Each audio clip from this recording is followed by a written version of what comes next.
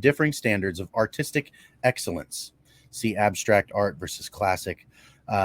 Is there only one standard art beauty, or has God designed us to value beauty differently?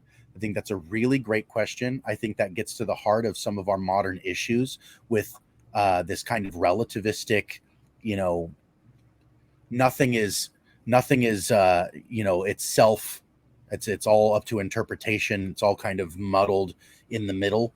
And at this point, I think that's part of the reason why art stopped being emphasized in the way that it was, is that it became something that it doesn't draw us into a unity. It can be disputable. There's always these idiosyncrasies, and I think that's what it is the same thing that Dale's asking you a great question. It's the same thing that I think was the positive impact of the Protestant church to bring out the emphasis of the individual. That's the same disadvantage that brought about the breakdown of the art world, is the emphasis on the individual, on the detail, on the idiosyncrasy, the right nowness of something. Art used to be a way of condensing vast arrays of reality down into something really small. That's what an icon is, to be honest with you. We, in the modern world, in the digital age, we're using this language for something completely different. On my desktop, not my real desktop, but the digital one I have on a screen, on that desktop, I have a folder, not a real folder. It's just a picture of a folder that represents what folders actually do, right? And what we call it is an icon. An icon is just this condensation, this distillation of all this information inside down to this little thing. You see the thing and you're like, I know what's in there. But if you don't, then you click on it and it expands and you see all this idiosyncrasy.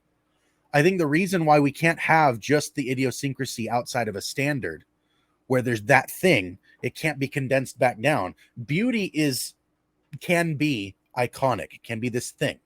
It is itself, right?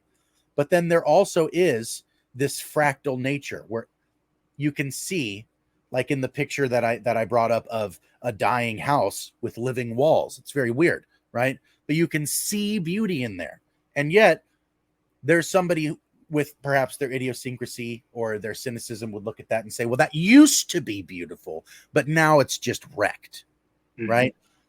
I think that drawing out of the individual opinion and raising it to the standard, I think the individual opinion isn't the standard. I think the individual opinion is our privilege, but it isn't the standard. And I can be wrong about what's beautiful. I really do think that. I don't think that what's beautiful can be weighed and measured in an empirical, scientific sort of way. But I don't think that means that it isn't something that is, let's say, more objective than not.